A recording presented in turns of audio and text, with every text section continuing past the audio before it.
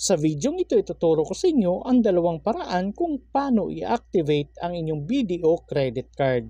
Kaya tara, samahan nyo ko at panoorin natin ang video na to.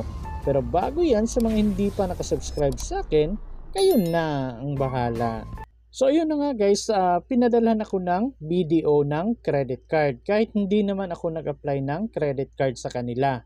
At inactivate ko na yun, then after 1 year, pinadalhan nila ako ulit ng gold na credit card. Bali upgraded na daw from classic to gold. So ito yung gagamitin ko ngayon para ipakita sa inyo kung paano i-activate yung credit card na meron kayo. So bali may dalawang paraan akong ituturo sa inyo kung paano i-activate yan. So una via online and pangalawa via text. So unahin na natin itong online. So bali may tatlong paraan para diretso kayo makapasok sa BDO website para i-activate yung credit card ninyo. So una, dito sa credit card ninyo, kung nakikita niyo may nakadikit na sticker dyan at may nakalagay na activate your card now. Tapos merong QR code dyan. So pwede nyo pong i-scan yung QR code para makadiretso kayo sa website ni BDO.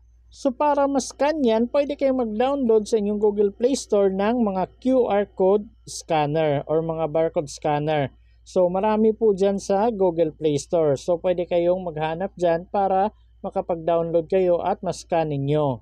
Pero kadalasan sa mga cellphone ngayon, may naka-install na application dito. Yung Lens. Ito po. Ito ay QR scanner. So i-click nyo na lang po itong Lens kung meron kayo. At pagkatapos itapat nyo na lang po itong QR code na nandito. So kung natapat nyo na, may automatic na link na nakalagay dyan. So pwede nyo na pong i-click itong link na nandito. At makakapasok na kayo diretso sa website ni BDO. Pero kung nahihirapan kayong i-scan yan, pwede nyo namang i-check sa BDO online account niyo. So dito meron kayong makikitang activate card. So pwede nyo pong i-click itong activate card. Then pagkatapos niyan, automatic kayong mapupunta sa website ni BDO. Pero kung ayaw or wala kayo nung una at pangalawang paraan, proceed na tayo dito sa pangatlo. So punta lang tayo sa mga search engine na ginagamit natin kagaya sa akin Google Chrome at pagkatapos i-type lang natin itong bdo.com.ph/card activation. At pagkatapos mapupunta na kayo sa homepage kung saan kayo pwedeng mag-activate ng inyong credit card. So dito, unahin na natin fill upan itong card number. So yung card number ay makikita nyo mismo sa harap ng inyong credit card. So meron kayong makikitang 16-digit na number dyan. So yun po yung ilalagay ninyo dito. So i-double check nyo pong maigi yung credit card number na nilagay ninyo. Kasi once nagkamali kayo, hindi kayo makaka-proceed dito. Kasi kung nakikita ninyo, may asterisk na sa gitna. So hindi nyo na makikita ng buo. Pero kung gusto nyo makita ng buo, i-click nyo na lang po itong box katabi ng show card number para makita ninyo ng buo. Mawala yung asterisk. At pagkatapos dito sa baba, ilagay nyo po yung date of birth ninyo. So, alam nyo na po yan. At pagkatapos dito naman tayo sa baba sa paglalagay ng expiration date. So, bali yung expiration date, makikita nyo din po yan sa harap ng inyong credit card. So, for example, ito yung credit card ninyo. So, bali nandito po yung expiration date. So, ito po yung ilalagay ninyo dito, yung month at yung year. So, ayan, for example, July 2028 pa mag-expire yung credit card. So, ito po yung ilalagay natin dito. At sunod dito naman tayo sa baba sa paglalagay ng CAPTCHA. So, dito kung ano yung words or numbers na makikita ninyo dito sa box, ito po yung ilalagay ninyo dito sa enter code above. So, for example, hindi nyo mabasa yung security code verification na nandito. So, pwede nyo pong i-click itong regenerate CAPTCHA para mag-iba po yung mga words and numbers na nandyan. So, kagaya niya, nag-iba na. So, R7CKY. So, yun yung nakikita ko. So, ito yung ilalagay natin dito. So, kung maliit na letra yung makikita niyo guys, dapat maliit na letra din. Kung malaki, malaking letra din yung ilalagay ninyo. At kung okay na at na-fill upan nyo na lahat, i-review nyo po ng maigi. So, kung okay na, i-click nyo na po itong submit. At pagkatapos kung ganito yung makikita ninyo, the information you have entered does not match our records. So ibig sabihin yan, hindi nagtugma yung record na sinubmit ninyo. So may mali sa nilagay ninyo. So i-double check nyo pong maigi, dapat tama talaga yung pinilapan ninyo at sinubmit ninyo. And then mapupunta na kayo dito sa one-time password or yung pagre-receive ng OTP. So dapat active at nakaka-receive ng text yung cellphone number na nakaregister sa inyong bank account. Kasi dito marami talagang nagkakaproblema. So pinadalhan sila ng credit card, meron na silang credit card, pero hindi na or wala na sa kanila yung cellphone number na nakaregister sa kanilang bank account, kaya hindi nila ma-activate yung credit card nila kasi kailangan talaga yung OTP.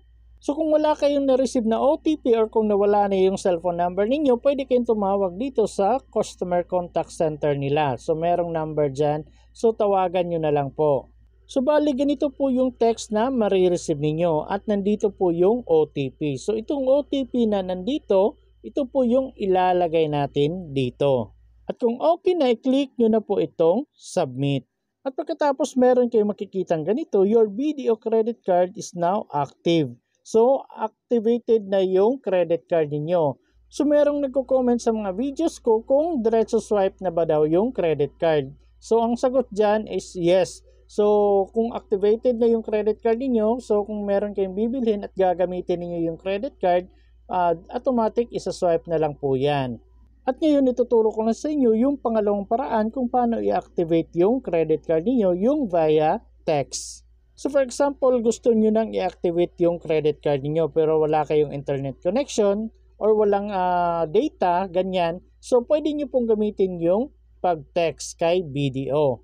So kahit wala kayong load guys, pwede nyo i-activate yung credit card niyo through text. So bali ganito lang po yung ita-type ninyo. So mag-type kayo ng malaki na activate, tapos space, tapos pangalan ninyo, yung first name ninyo, slash, middle name, slash, last name, tapos slash, yung last 4 digit ng inyong credit card. So make sure guys hindi magkakabaliktad yung first name, middle name at last name ninyo. So una yung first name slash, middle name slash at yung last name. Tapos slash naman yung last 4 digit ng inyong credit card. So bali ganito po yung pagka-type ninyo. Pero sample lang po yan. Ayan, dabs slash tutorial slash channel slash 1234. At kung okay na at meron na kayo nilagay na activate space, pangalan ninyo, middle name at last name, tapos yung last 4 digit ng inyong credit card, pwede nyo na pong isend dito sa 225678. So bali unang send ko guys, ganito yung reply nila. So we are unable to process your card activation request through SMS at this time. So akala ko hindi sila nagpa-process kasi 10:35 PM na ako nag-apply. Baka office hours lang sila nag-a-activate ng through text. Pero pagtingin ko dito, naka-SIM 1 pala yung sinend ko. Yung isang number ko na hindi naka-register sa aking bank account yung ginamit ko sa pag-text. Kaya tinry ko ulit na mag-type. Tapos sinend ko yun gamit ang SIM 2 ko. Kasi SIM 2 yung naka-register sa aking bank account. At pagkatapos nun, may na-receive na akong text na kagaya nito. Your BDO credit card is now active. So, ibig sabihin yan, active na yung BDO credit card ko. So, kung nakikita ninyo, 10:58 PM ako nag-send nito. So, na-activate pa rin kahit hindi na office hours. So, make sure lang tama yung cellphone number ninyo at yung cellphone number na nakaregister sa inyong BDO account, yun po yung ginamit ninyo para madali pong ma-activate yung credit card ninyo.